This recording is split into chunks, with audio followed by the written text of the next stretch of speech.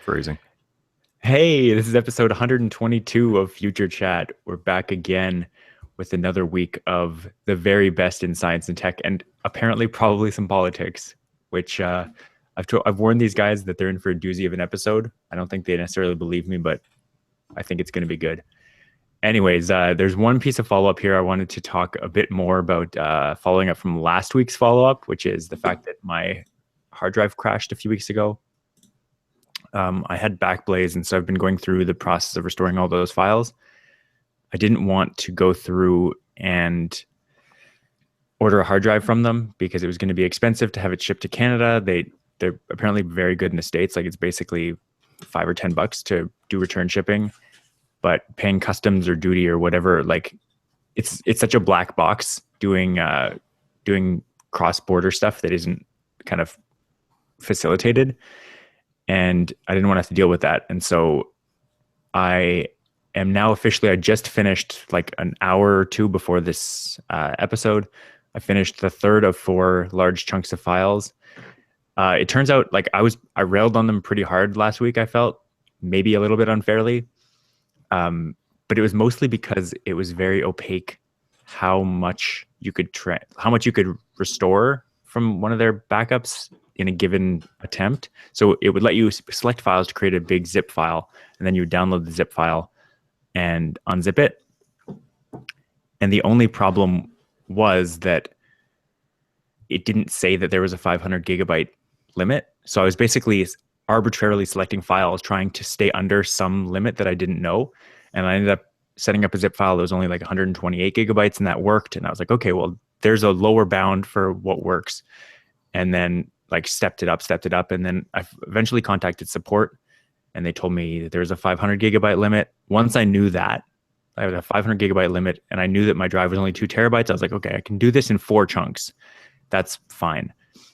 So I've downloaded the third of 4 chunks. I did have an issue I was mentioning to you guys a couple of days ago that basically, since this 500 gigabyte chunk takes about 36 to 48 hours to download, if it fails, that's pretty terrible. Like if the download fails at the very beginning, that's fine. But if it fails at the end, that's horrible. And I had the third one fail when I was trying to use they have a Backblaze downloader utility I was mentioning. The first 2 times it worked fine. The third time, it just gave me what it called a special error at the very end of the 48 hours. This is a special error from Backblaze. It generated a 3.5 gigabyte zip file that wasn't actually a zip file. Like when I tried to unzip it, it just said, "This isn't a zip file." And so that was like 2 days wasted.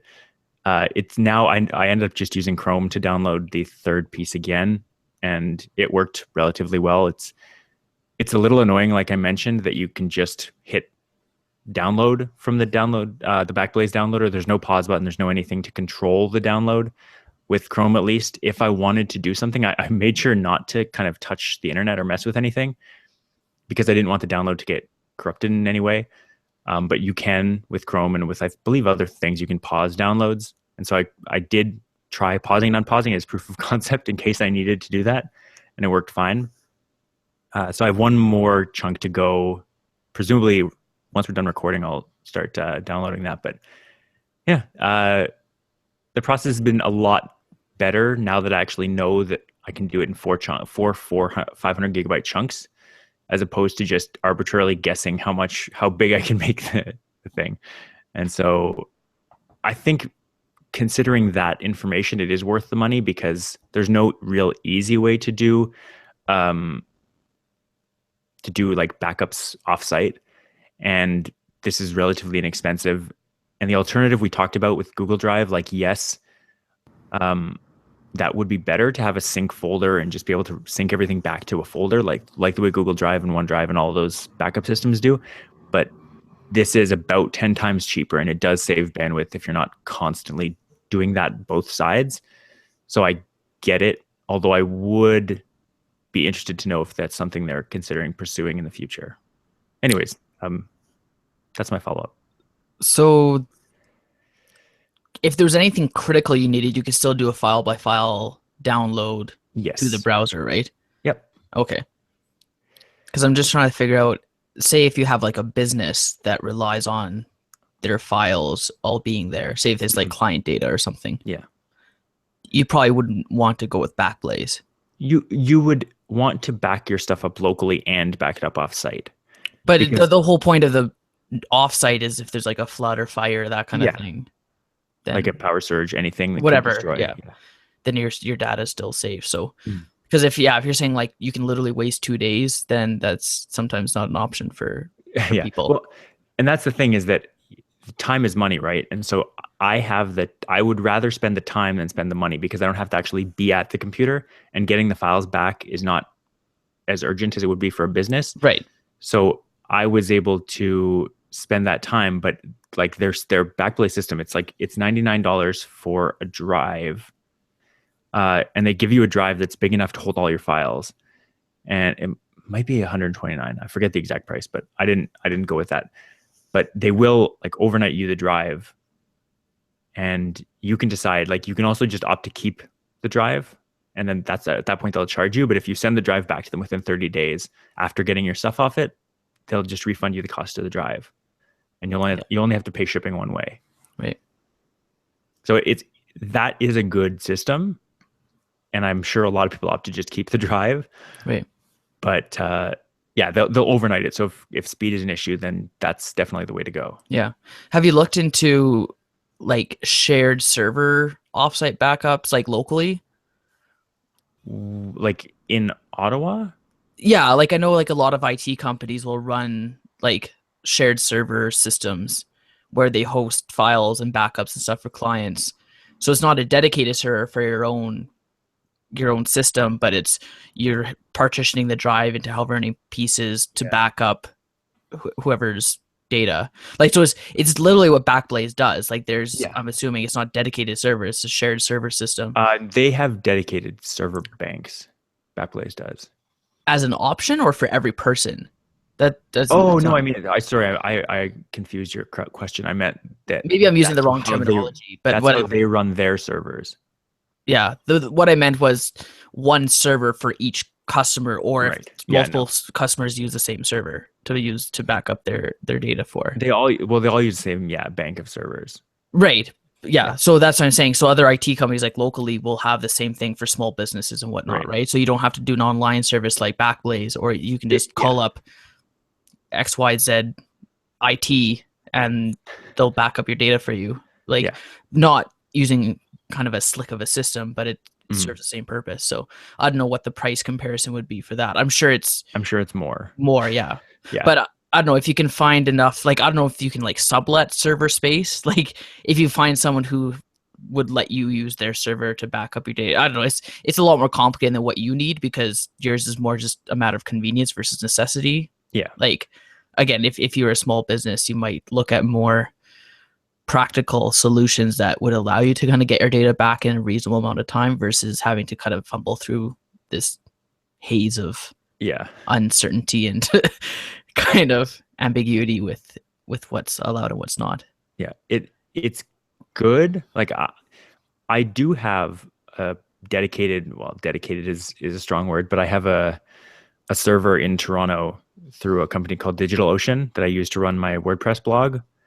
So in theory, I think if I wanted to ramp that up, like it's $5 a month, I think I could ramp it up to add more, and then I could set up some kind of running backup on it.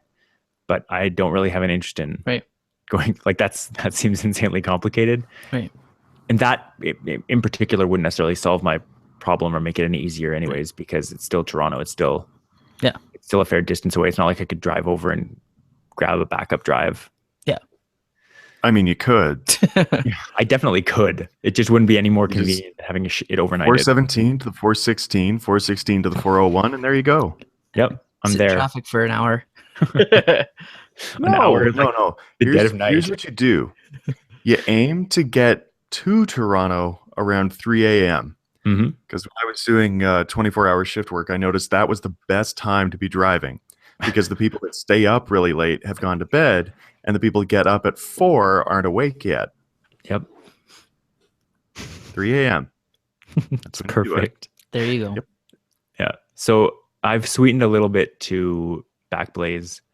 I'm still going to keep backing up to them. Once this is all done, I guess I should mention, I also, when I reached out to support, I was confused because it was very arbitrary when my data would suddenly be gone. If I just left the drive unplugged in the unplugged state, which is where it was, and didn't do anything and just kept backing up the main drive. And it turns out if you just keep backing up, it keeps a 30-day archive of your all the drives that it has. But she and the woman on the support informed me that if I pause backups, that it'll hold the last 30 days worth of them. And so I've paused while I get all the. I don't think I'm only like 22 days. I think I've still have lots of time, but you can pause the backup. So like I'm not. I have an old, slightly out of date copy of my C drive, but my D drive is now saved as long as I'm paying for the service until I get all the files off, and then I can restart it, and then it'll get the C drive up to date, and it'll start backing up my other drives. So it's the idea that they don't want just old files sitting there taking up space? Yeah, that's the idea. Because in theory, it's very ripe for abuse if you can just arbitrarily save files of forever, just because you're paying for, like, because they do it with, it's $5 per computer. You don't have any kind of, there's no incentive to not back everything up. So if you don't have a drive connected, but you're still backing up through their service, then it's meant for the files that you use every day. It's not meant as a like permanent store for everything. It's just it's too cheap for that. Right.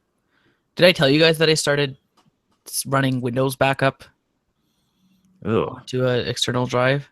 Like, why? Well, because I don't have any backup system in place to begin with. Okay. So I was like, well, this is better than nothing. Okay. And I wasn't wanting to jump into the Backblaze boat, especially after hearing your woes with it. Not that affected one way or the other, but it's just it didn't give me any more reason to do it. But I was like, well, I have this spare external drive because I originally bought an external drive to act as a hard drive for a DVR, like for our security system. Yeah. But because it was like a portable one, it wasn't really suited to be constantly running. Sure. Versus like one of those large kind of fan plug-in ones. So I upgraded to a larger one that is powered versus a one that runs on the kind of supplementary power from whatever's plugged into, because that kind of strains the DVR that we have. Yeah. Anyway, long story longer, we're using that, and but we're already running Google Drive as well. Like any files that I want to have important accessible, that I'll just save in my Google Drive folder. Right. So what I started doing now is, unless it's like work related where people are just used to sending back and forth attachments, which I think is horrible, but it's just what people do. I can't believe that still happens. If it's non-work related, I'll just send like Google Drive links. Yeah. I've even done that when I'm talking with customer support with whoever. Right. And they ask for screenshots, I'll send a Google Drive link to the screenshot. I don't attach screenshots.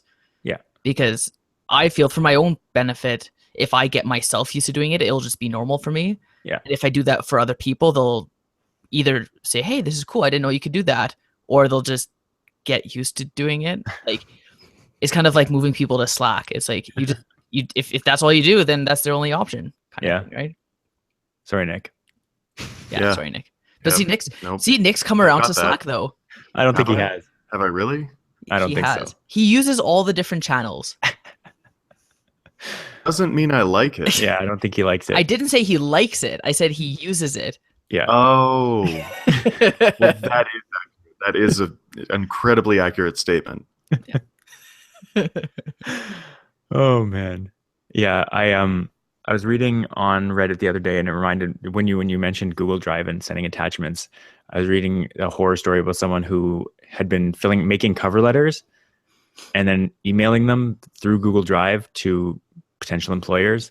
And it turns out he was just using the same document and then making changes and then sending it to another company. So he just sent like all 10 companies this one document that he was constantly changing. Yeah, I think I remember reading that too. Yeah, I like know your software, and I definitely, like, when I send cover letters, I do it through Google Drive, but I always make a new copy. Yeah. Also, I want to have copies of all the different cover letters I've sent, just so that I have like reference material for future ones. But yeah, I don't know about you guys, and this is even more off topic than we already are, or on a tangent anyway. When I send like any sort of document, like I hate sending Word documents. Like I always print to PDF first and then send that, because to me, if I send a Word document, unless it's like password protected, but even then you can just save a new copy of it. Yeah. Like it can very easily be changed, not necessarily nefariously, but just inadvertently or whatever. It's like, I don't want to send a dynamic document. I want to send, this is what I wrote. This is for you to read. You don't need to do anything else with it. Right. And for me, the most straightforward way of doing that is printing to PDF. Yeah. But I get published. Yeah. I get Word documents sent to me all the time. It's like unless there's like macros or something that are functioning in there that are necessary to use, it's like just print it to PDF and send it to me. I don't understand why, especially something like a resume where there's details in it that you don't want accidentally or purposefully changed. Right. Again, I don't see why someone would, but I can imagine a scenario, but not a reasonable one. Yeah, but it's like just print to PDF, and I don't know if people just don't know that you can do that or don't understand the significance of printing to PDF, so it's like concrete. Right. But I don't know. I can think of a couple of reasons why people don't do that. I mean, first of all, it's kind of obscure. The fact that Word, or whatever document holder you have, document writer you have, they can all, like if you go into the Save As menu, you can just pick PDF. Mm-hmm. You don't actually need a PDF print driver or whatever. Right. There's also the fact that not everyone has a copy, especially now, like as we are becoming, like going from university age students to like kind of working age professionals. Not everyone has Word, but everyone, like all operating systems, have the ability to read PDFs. That's the other thing I was going to say, because Maria uses like word processors in her work, and she'll send stuff to me sometimes to look at or whatever, but she'll send as like a Pages document. I'm like, I can't open that. Yeah. And so it's like, just save it to PDF, or she'll have to convert it to a docx or whatever. Right. But yeah, you print a PDF and it's a essentially universal standard at this point. It's not even universal standard necessarily. I mean, it may be or may not be, because it is owned by Adobe. I'm pretty sure it's PDF, but it is cross-platform. Every platform has the ability to read PDFs. Yeah. Like I think the PDF extension is fairly, I want to say open source, but I don't think that's the right word. Yeah. But there's third-party PDF reader and writers. Right. And I think they're legitimate. Like I don't think it's like they're ripping off Adobe's IP. Like I think they either licensed it or it's an open standard that you can integrate into your software. Like same with JPEG or whatever, right? Like it's not a proprietary exclusive extension anymore. Right. If it ever was. I don't know about JPEG, but that kind of thing, right? So anyway, it's a whole other discussion. Nick, what do you do other than mute yourself? Or possibly just disappear. See, this is the problem. We can't see him, so we don't know. It looks like you're just enjoying a nice day outside, Nick. Should we move on? Yeah. Okay. So I put a link in here, and I'm not probably going to put this in the notes, but you can go find it if you want, because I don't really want to link to Breitbart. But this story that I posted, I'm not a white nationalist. Don't worry. I'm not anything like that. Is Breitbart like Daily Mail? Is it kind of the same thing? No, it's worse. Okay. Breitbart is a news organization that is associated very strongly with a lot of very bad viewpoints, like a lot of very outdated viewpoints. Like more alt than alt-right?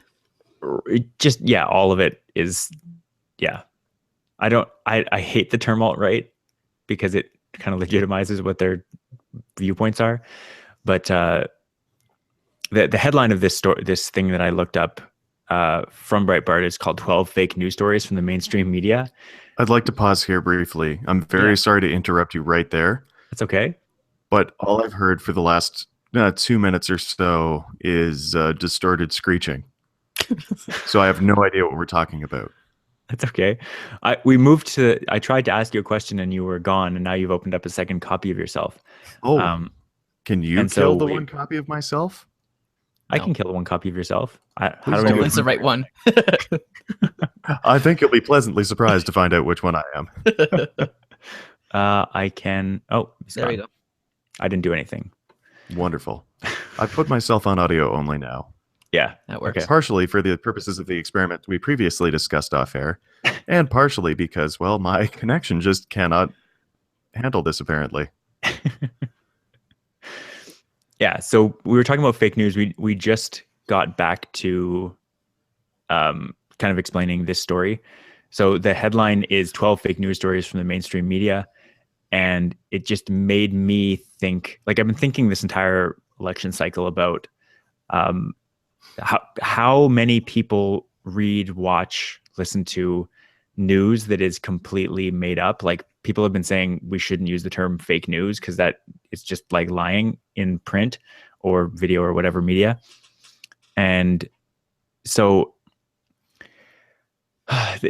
the problem with this particular piece, which again, like I said, I'm not going to link to, is that they equate fake news as a thing where like you can just invent a premise, write a story around it with very bad or no sourcing, and then publish it, to somebody lying or some kind of scandal being reported on.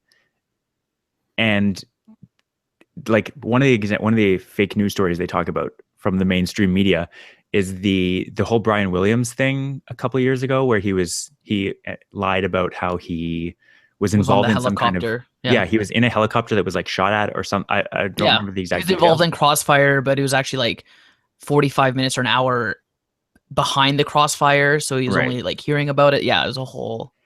So yeah, it's equating that, which is really the media is what eventually brought that story to light. And it was just, I understand the compulsion to want to make a story seem more interesting than it is. And I would also be terrified for my life if it was just a matter of like an hour that I was possibly caught up in gunfire. Obviously, like as a journalist, if you're embellishing facts like that, it's not really ethically or morally great, but it's very different than saying that there's some kind of like murder squad that Hillary Clinton and her family have hired to like take out anybody who wants to talk badly about her. Like there's just no evidence whatsoever for any of that. And to equate the two kinds of things and call them both fake news is just completely like it's just a completely false dichotomy, false equivalence, whatever you want to call it. And so this whole fake news thing has percolated through culture, and Facebook have now said they're going to be taking a stand against fake news. Google has said that their advertisers are no longer going to advertise or allow fake news sites to advertise through Google AdSense. So that's one source of revenue dried up. The very site we're talking about, Breitbart, had one of their ad partners, like one of their ad networks, say they're going to stop paying them. So I think it's kind of, we're really seeing what the fallout from this election cycle is, how bad the reporting was, but it's not just sites like Breitbart. There was a lot of inaccurate reporting from all over the place, just because that kind of reporting, the kind of sensationalist stories that they ended up printing, make a lot of money because people read them, and people want to keep, like, reading one news story about something makes you want to read 5 other news stories about something. And it's just a self-perpetuating cycle. Yeah. So just to kind of back up to the beginning, we're talking like the Brian Williams was almost like a newsception, because it started out as Brian Williams giving the quote unquote fake news. Yeah. And then other media outlets reported on that. So are we talking about the fake news being that the story turned out to be false, or Brian Williams' original story of how he embellished, fabricated, whatever you want to call it, his own experience in that event? It's his, and that's the thing, is that it's not even really fake news. From my understanding of the story, based on what was the conversation that was happening at the time with Brian Williams, it wasn't that he was reporting that he was caught in a firefight or anything. It was that when he told the story later, he indicated that he had been caught up in some kind of firefight. Yeah, when he was on, like, not to be true. when he was on these talk shows and stuff, Yeah. right? And like in that moment being asked about his experience. Yeah, it wasn't even the original reporting. He right? wasn't actually reporting that it had happened. Right. He was just Recounting embellishing the story later on, which Right. several like high profile people have been Right. accused or been shown to have been doing. Right. It's not unheard of to have that happen, but it's definitely not, it's not like he was reporting on these things as though they were real. Right. He was telling a story later. Yeah. And like, I know, like, again, Breitbart sounds similar to Daily Mail. I think it's Daily Mail is the kind of notorious, just bad journalistic integrity site. Like they kind of go both ways. Like I think they have quality news, but they also have garbage news. Sure. But from what I've read on a lot of these kind of expose type articles or whatever you want to call them, where they talk to people who have / do work there, there's a lot of pressure on generating clicks and content and headlines. Yeah. That whether they're true or not, kind of, or it's like you were saying, it's like just embellish it a bit to get those clicks and those views. Right. So I can imagine, like, say in Brian Williams' case, if the original reporting was embellished, it could have been one of his managers. I don't know, maybe he is a manager, but it's someone in his position where he's trying to tell a story and they say, so how far behind the gunfire were you? Oh, about an hour. It's like, well, that's basically in the gunfire, isn't it? And trying to encourage them to like make the story more dramatic than it is. Like, this might not be a good example for that, but I'm sure there's other cases where it's like, well, push it to the limit as far as embellishing goes without, literally straight up lying, but you're just embellishing a little bit or a lot. I don't think, that might not be the best story for that. It may be, but I think it's more that newsrooms have created a culture where that's the default, is to embellish, to make it the most sensational story it can possibly be, even if it means bending the facts a little bit. Yeah. And that's basically how clickbait was invented, was just trying to come up with new ways to get people to click on and read this article, where by the end it's like, this is ridiculous. Like, why did I even read this? But by then it's too late. Like, they've already generated their ad revenue, so I don't care. Yeah. So to summarize this, I don't know, Nick, did you have something that you wanted to add to? Oh, I think that like, it's difficult to talk about fake news without proper nomenclature, which is almost always what I say whenever I start talking about a new issue. Yeah. Because there's fake news, like blatant fake news, like when Obamacare started out and they said that there were going to be death squads, like figuring out who to kill and who to let live. And that's just not a thing that's going to happen. That's not true. There's fake news a la the Beaverton or something like that, like where it's satire or parody news. Yeah, or even, like, I'd say Stephen Colbert-ish. Yeah, that he was his Colbert Report for sure. Well, yeah, the rapport. Yeah, like where you're satirizing the View from a certain political point of view, and then there's like This Is That, where I'm sorry, Rob. I'm so sorry. It's okay. There's This Is That, where they just blatantly concoct news that's going to be entertaining. Yeah. Well, I suppose that's also a la Ottawa. What the big difference that I see between satire, and even if it's bad satire, between that and fake news, is that we say right up front, we are trying to entertain you, make you laugh a little bit. We don't want, like, if you believe this, we are very quick to be like, yeah, we're either not going to comment or we're going to say, this is completely made up. We say that on our site, like right at the top, it says, this is satirical. Like, it's a fun look at Ottawa. It's things that you think you'd like think would be true, but are just more humorous. Whereas fake news sites will say, if you question them, be like, yeah, absolutely, this is true. And they're usually doing it for either financial or political or some kind of gain. And we're kind of just doing it to have a little bit of fun and kind of tease people who take themselves too seriously. You're having a laugh. You're just having a laugh, aren't you, Rob? Exactly. And there have been times where we've taken that maybe a step further than we should or would have if we were repeating ourselves. But I think in those cases, in the stories that have kind of gone viral, they're either kind of just poking a very kind of in vogue political issue or social issue, whatever, or they're just kind of things that are too close to being true almost.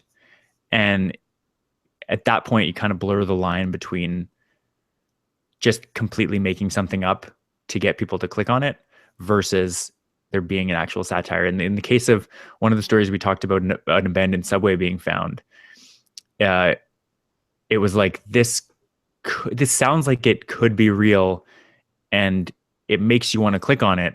But then when you realize it's satire, the point we were trying to make is like, oh, of course it's Ottawa, so of course there's this like hidden network that nobody knew about, underground, that had been like completely forgotten about. And of course now they're wasting taxpayers' money building this new subway system, and they've already got one down there. That was the angle we were trying to come up with, but I think it came a little too close to reality. There was also the fact that the image we took, that we used for the story, was from an actual abandoned subway system in Los Angeles, I think it was. And so a lot of people just pointed out, this is actually from Los Angeles, as though like that delegitimizes the fact that we wrote this thing. And yeah, there's a lot that went in, but that was one of the more kind of viral networking ones. And it is one of the ones that we might not do something like that again, just because it's too close to reality. No, when you guys write your stories, at least in my experience with the ones I've read, usually, like, even from the headline, you might not be able to tell it's satire. Like, sometimes you can, sometimes not. But either way, when you read the story, there's always at least one thing in there that's like, oh, okay, I see this is like a joke, right? If you actually read it. Yeah, if you read it, right? So there might be like a quote from Jimmy Bobberton that says something stupid or whatever, right? And it's like, oh, that doesn't sound right. And then you kind of look into it further, oh, it's fake. Like, but there's just something in there that at least should clue the reader in that it's a satire piece. Mm-hmm. Whereas I can't remember, I think it was Leonardo DiCaprio. There was some Leonardo DiCaprio satire story a year or two ago that went viral that was fake.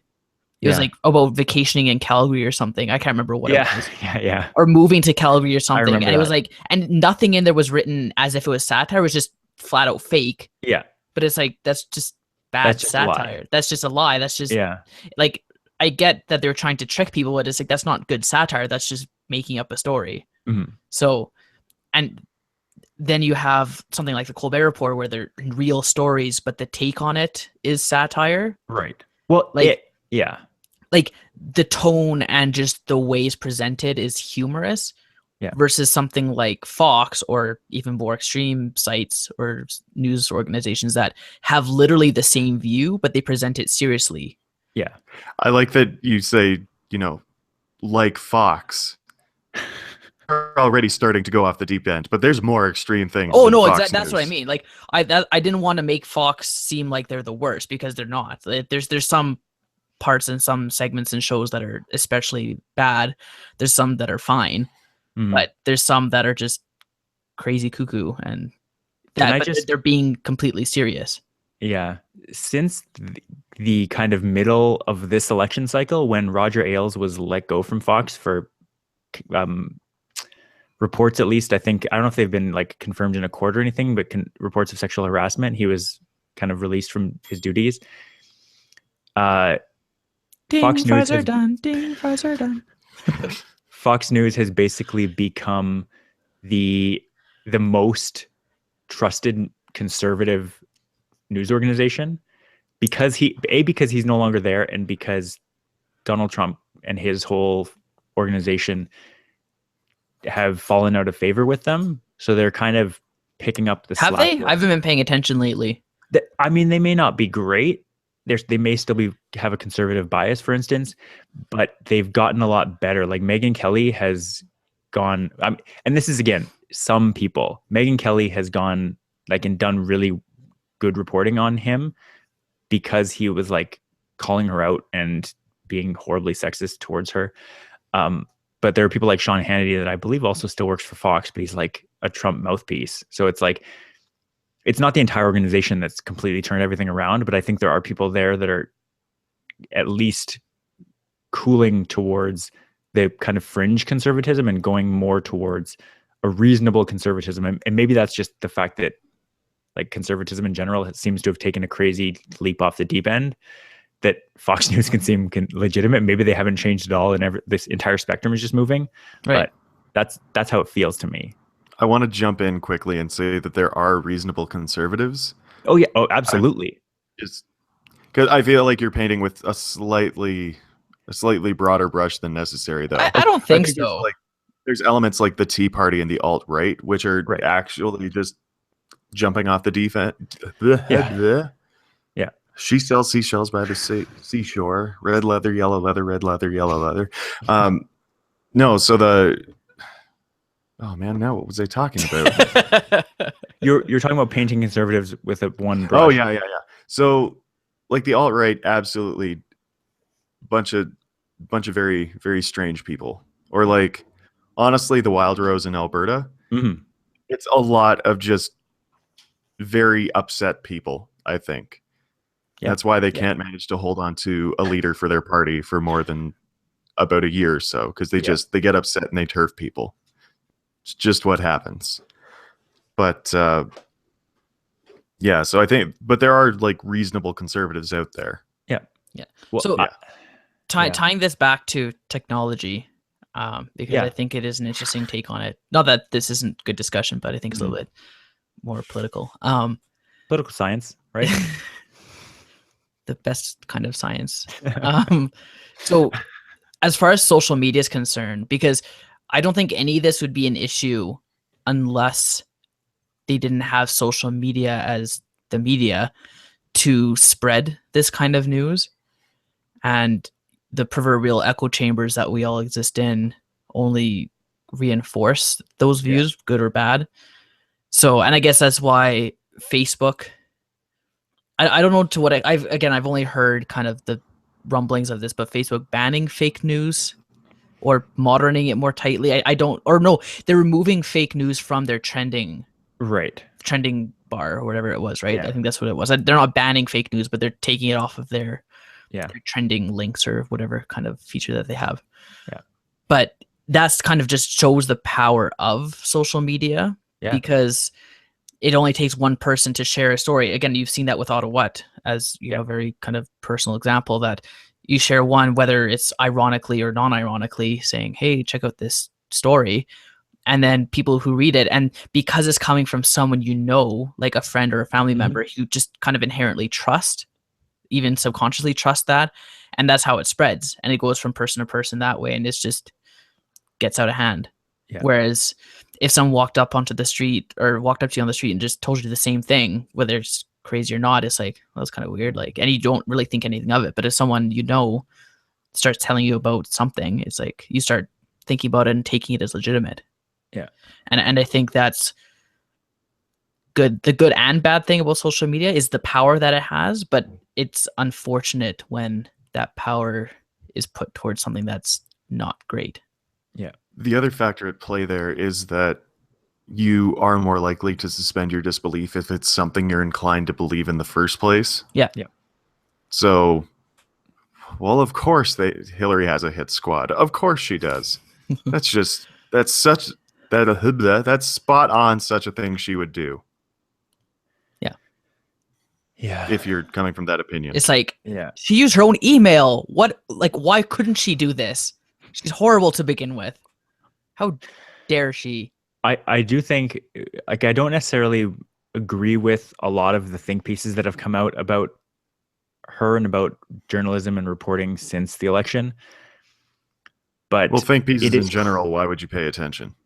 Well, I like some of them. Some of them are very reasonable. The ones that take, like, any one where you can write a think piece and then write a equally valid think piece from the exact opposite position and have it sound just as real. Like, there's no real reason for that pair of, like, they cancel each other out. They're like quantum particles. They just burst forth into existence, an opposite pair, and then they could just disappear immediately. I'm going to write a satirical think piece on one-way streets. And yeah, that's what's going to happen. Yeah.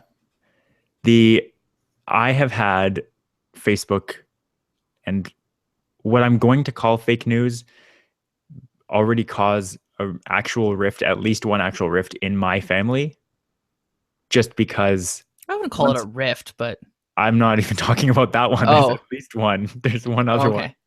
And it's like, it's at the point where people trust things that are posted on Facebook more than they trust even just having a conversation with people that are in their family. And it's very odd for me looking at social media, because when you go to Facebook, you see a thing about death panels, death squads from Obamacare right next to a thing about, I don't know, like bombings in Syria. They show up the same regardless of the source. There anything because of the way Facebook, how their algorithm works, because of how their knowledge graph works, something from any site, no matter the source, looks exactly the same. It all looks, it's all presented legitimately. Right. And it's not like if you go get a newspaper, you're not going to see some crazy story because there are editors for the newspaper, but there's no editor for your, like, there's no editor to vet stories on your newsfeed. It's just whoever posts what that you're connected to. That's kind of what the trending news was supposed to be, though, right? Was kind of like an editor's kind of like vetted top stories. In theory, but then you have the fact that Facebook wants to make money, and it wants the sites that are popular, or the pages that are popular on it, to make money as well. So you are incentivized by money as opposed to actually being a journalist and telling a real story. This is something that came around, and I think I saw someone tweet about it too, and I was like, oh, I've been thinking about this too this week. Remember when the internet first came out? I actually started writing a blog post about this that hopefully will be done in the next week or so.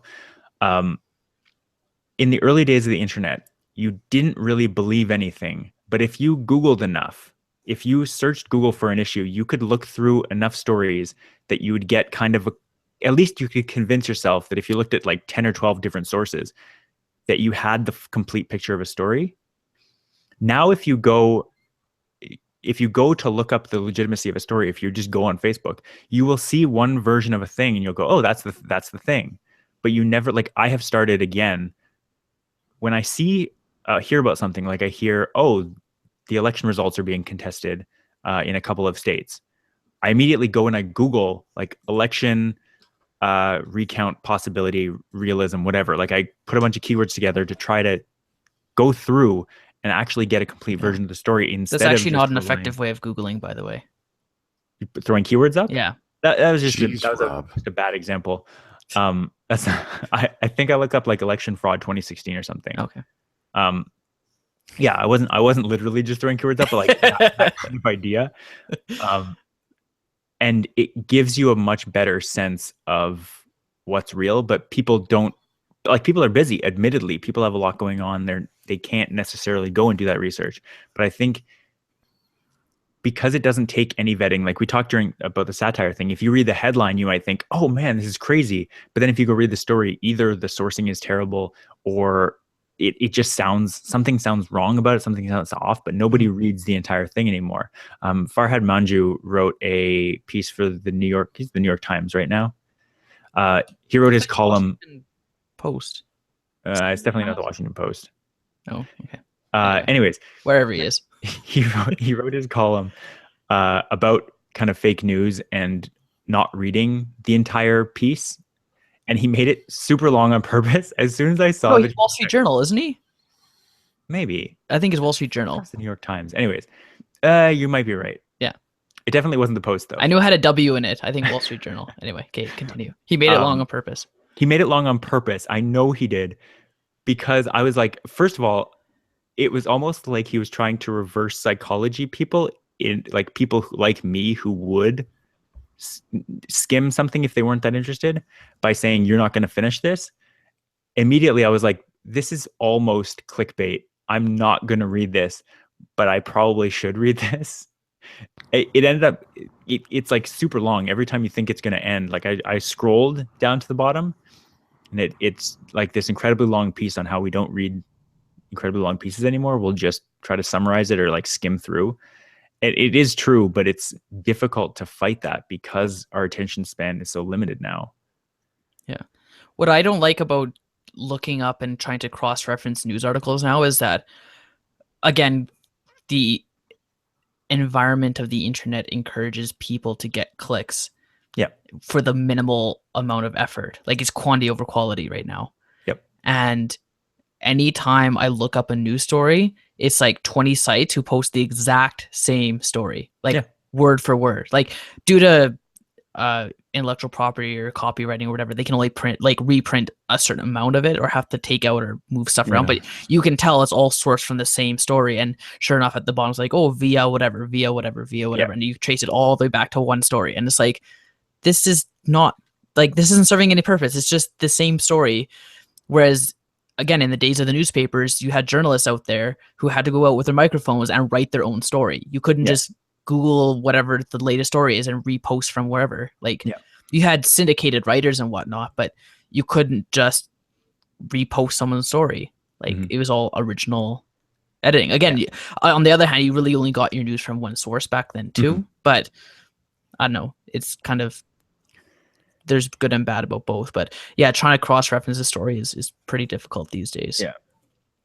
So coming from the side of publishing, which I'm kind of in now, I have like a toe in, the pieces like that, the reposts, subsidize the actual journalism now.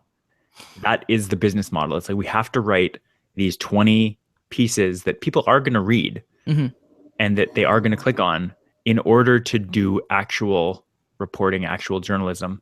Like Mobile Syrup did a story, like they did, I didn't even read it because I don't really care about John McAfee, but they did a story about how he was going to come work for some Canadian security company. And he contacted them and was like, no, I'm not doing that. And like they interviewed him and got the actual story. But it's like this entire time, all newsrooms have been doing is a couple people have been doing reporting at each place, like over the course of, let's say, a week. Reporters do go and report stuff. They do actual journalism. But in the meantime, while they're working on those pieces, there are a bunch of other writers that are writing reposts of each other's things because that's what pays the bills for those reporters to actually go out and report. Right. And it's hard too because you have the other aspect of all this content is generally free. Yeah. So aside from the ad revenue generated, but for our purpose and from our perspective, it's all free. So you can't really ask for too much because we're not paying 99 cents a paper anymore. It's like, so you want high quality content, you want original content, but you don't want to pay for it. It's like, that's not, pick two kind of thing, right? Sustainable. So, and when an Apple event happens, I expect, the 2 or 3 tech sites that I have on my Facebook or Twitter feed to have stories about it. Like, it'd be ridiculous for them not to. Yeah. And I probably wouldn't, I'd have to go and search for it otherwise. And it's like, I'd rather have it pop up in my feed and I can read about it. Yeah. So, but on the other hand, it's like, for them to be able to have that many stories, they can't make them all original content and whatnot, right? So yeah, it's unfortunate, but I understand why it happens. I've heard there's a similar structure within breweries where people get into, actually being in a brewery and brewing really interesting beers. They do that so that they can experiment and do really exciting cutting edge stuff. And then what? They're just. This is the problem with audio only. We can't tell when Nick is flaking out. And they go to, and then that. How you doing? It's not too good. Not great. So you said something about they find out. No. They find out what? It's just not going well. I feel like you got your speech. We just don't know what it's about. They find out. They find out what, Nick? And then he'll be safe. And then he'll be saved. This is very much an office moment. Yeah. Nick, I don't know what we can do, but you are 90% flaky. Even with audio only. God.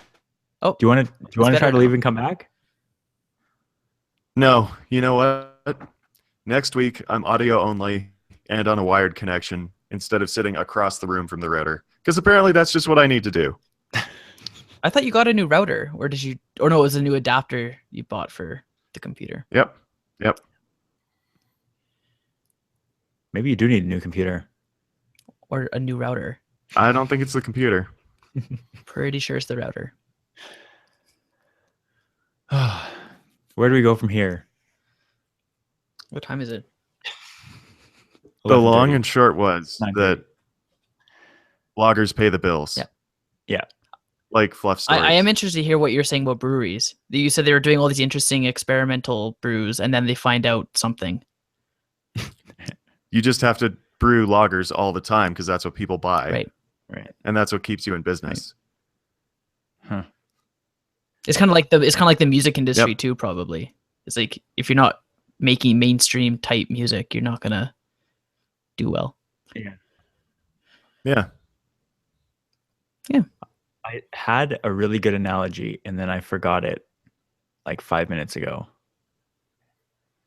I was so excited. I'm sorry. I'm sure it'll come back to me. And then I'll talk about it later. Okay, well, how about we leave fake news for now. Mike, you seem like you resuscitated this Microsoft Teams point that you want to talk about. Yeah, well, I thought it was interesting. Maybe interesting is not the right word. I thought it was noteworthy that Microsoft has recognized that people are using tools such as Slack, Discord, whatever other apps, River, whatever.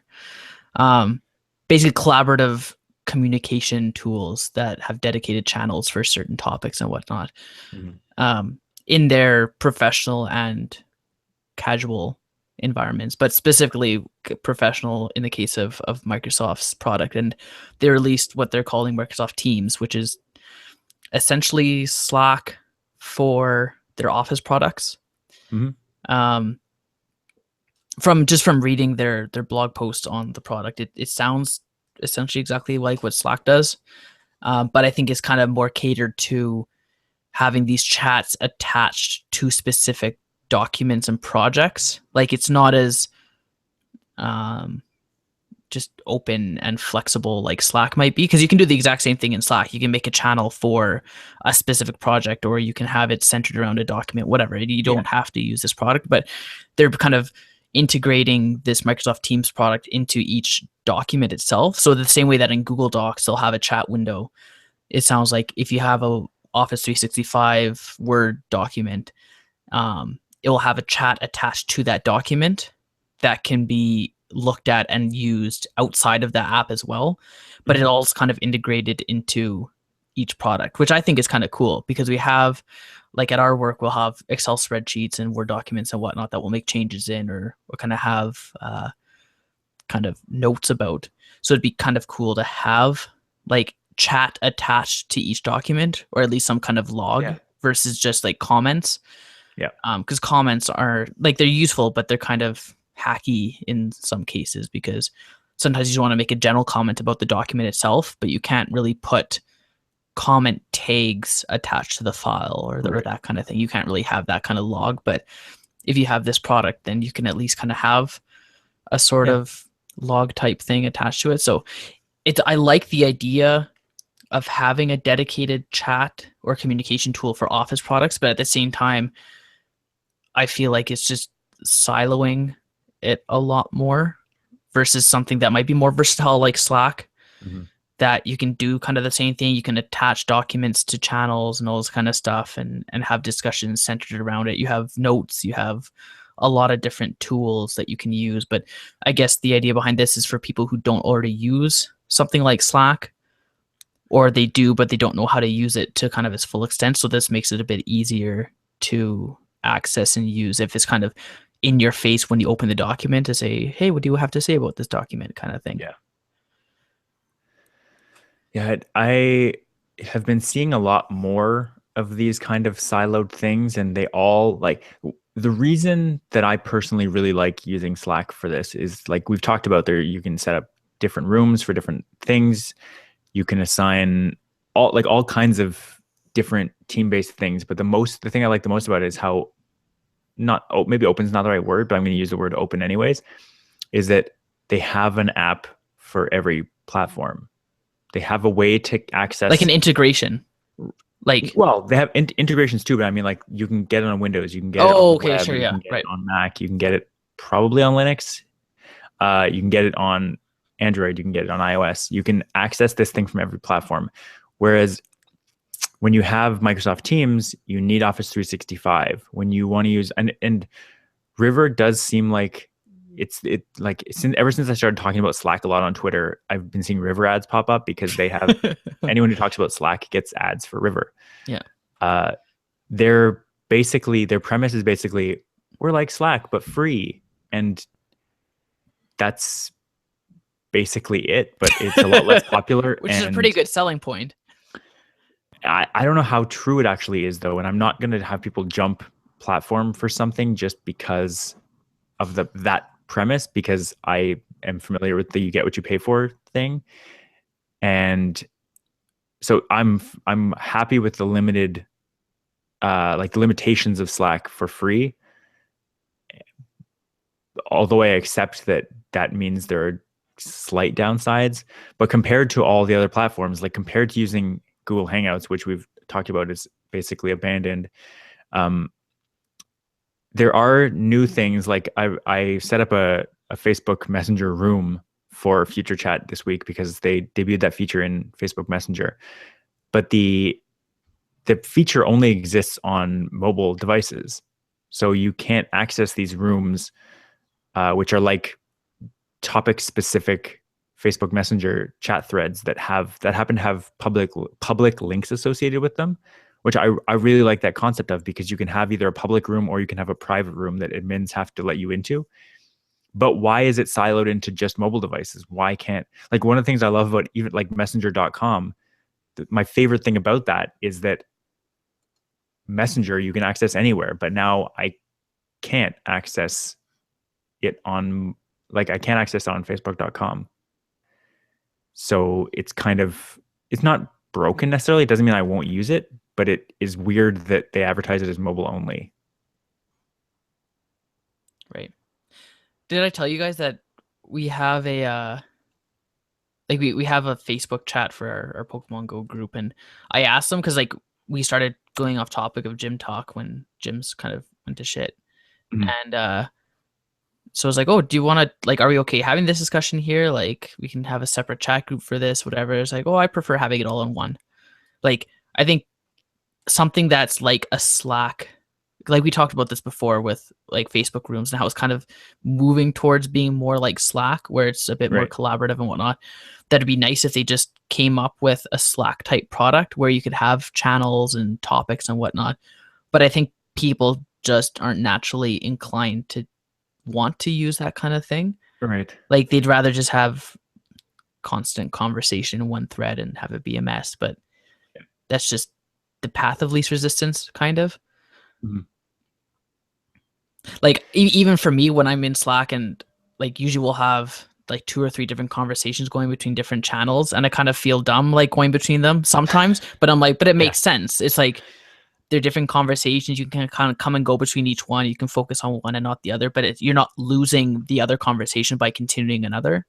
You can always like go back to it, and someone who's not participating can go and catch up on all the different conversations and not have to sift through like one constant stream of consciousness to catch up on all the topics. It's all just kind of segregated out. But yeah, I think people are just naturally inclined to do that. And maybe that's why something like the Microsoft Teams makes the most sense, because it's not as kind of messy to go through. It's like you open up a document and there's a chat thread, or I don't even know what the interface looks like, but I'm assuming it's fairly user friendly like that, where you open it up and it has your kind of history or chat log right there dedicated to each file instead of having to flip between different channels. Right. I will, before we get berated by all our listeners reporting in real-time follow-up, I went on messenger.com and facebook.com. It looks like I can see the conversations that I had created in rooms, but there's no way to, it looks like the distinction, at least to me, because from what I read on Messenger in the app, it seems like you could only view them from in the apps. It seems like you can view them, but you can't create them. There's no interface to create a new room. Right. From off mobile. Can you share a room via the browser too? Like, is there a link? Okay. There's a link, and it appears to work just fine. I'll have to do some testing.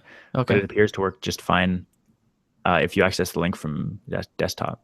So I'm curious about that, because that might be a way for me to work the Slack functionality into Messenger, where for people who have not gotten on board with Slack, like, and it might be a way to get to just go one platform only, or at least reduce one platform. If it works better than Slack, that might be the way to go. I'm not convinced of that yet, because there are a lot of things that I really like about Slack for small groups of people. But for what it's worth, I like the GIF functionality of Facebook Messenger better. Oh, I love Slack. That. Yeah, seems to work a lot better. Mm-hmm. Nick, do you have any thoughts? What do you think about that point specifically? If you are there, which it appears you are not. Sorry, which point? Facebook Messenger? Yeah, what do you think about the idea of having Facebook Messenger channels similar to the way you can have Slack channels, where you can actually refer to things by link, and you can have things set up with around a topic that you can invite people to that thread? Sounds like Slack. But it's integrated, and you don't necessarily need another new app or to split your brain space around communication in another way, like another Horcrux. The one edge I will give to Facebook Messenger is they allow the snoozing of conversation notifications for good periods of time. Yeah. 4 hours, 8 hours, whatever. Yeah, I like that. Whatever the length of time is until my shift ends and I can actually pay attention to my phone again. Mm-hmm. Yeah. Yeah. You don't have to turn it off indefinitely. And then have to remember to turn it back on. Yeah. The interesting, leave it off out of convenience. The thing I do like about Slack in that regard, like if they both just had the complete feature set of notification preferences, everything would be great, and I'd probably use Messenger. But Slack does have the ability to mute an entire team for set periods of time throughout a day. Like, there's no way to set a schedule in Messenger for when notifications show up. So for instance, when in my mobile syrup Slack, I have it set so that I only receive notifications unless I'm tagged by name. I only receive notifications from like 3:30 to 8 p.m. on weeknights. And so I don't have to, I don't get spammed. I get the messages just pile up in there, and I don't actually see it until 3:30, when suddenly, if they're talking at 3:30, I'll start seeing them again. But that's the time when I would be possibly doing something for them. So you can't really do that for Facebook Messenger. It's on a thread by thread basis. So if you did have a number of different threads with a number of different people, you would see that kind of, if people were talking in different threads, you'd see that spam come. I'm calling it spam because it's messages you don't necessarily want at that exact moment. But you would have to turn that off on a thread by thread basis instead of being able to go, okay, this group of people, mute for now. I'll come back. But I do like the timing thing, where you don't necessarily, with Slack, you end up missing some messages because you just muted notifications, where what you really want is to say, like, for the next 4, 8, 16, 24, 32 hours, I don't want to see anything, but then turn it back on. Like, I don't want it indefinite. I want it for right now. There's no perfect message platform, and maybe we should be a startup. We should just, like, we'll call it Future Chat, and it will be the next chat platform. Oh, why didn't I think of this before? This whole thing has been leading up to this. All right. There's an execute. Sorry? There's an execute at the Pokesoft near me. Should go get it. Well, isn't that bully for you that you have the nearby tracker? I don't have the nearby tracker.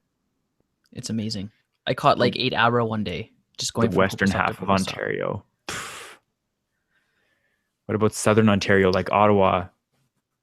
It's for sure southern Ontario. It is great. Do you guys have anything else to add to the show this week? No. We should do a after show if we have time for talk with the new Pokemon tracker. We'll do I gotta go. You gotta go? Okay. Okay, well maybe we'll save it for hopefully I'll have it by next week. But I won't, but okay. In the meantime, thank you for listening to this week's episode of Future Chat. We'll be back next week with more science and tech talk.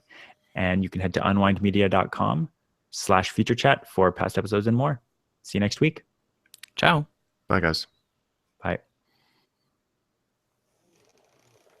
When Nick said he had to go, is he actually leaving? Or is that like a bye guys on the thing?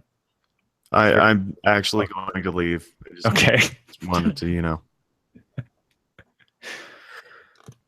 I think we're decorating our Christmas tree, so I should probably go. By the way, Nick, I want to mention. Nick.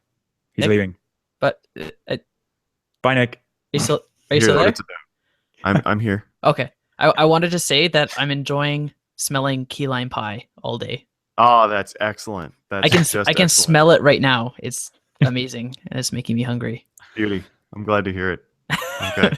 Okay. See ya. I actually meant to ask about that, so I'm glad you mentioned it. Yeah, that was good.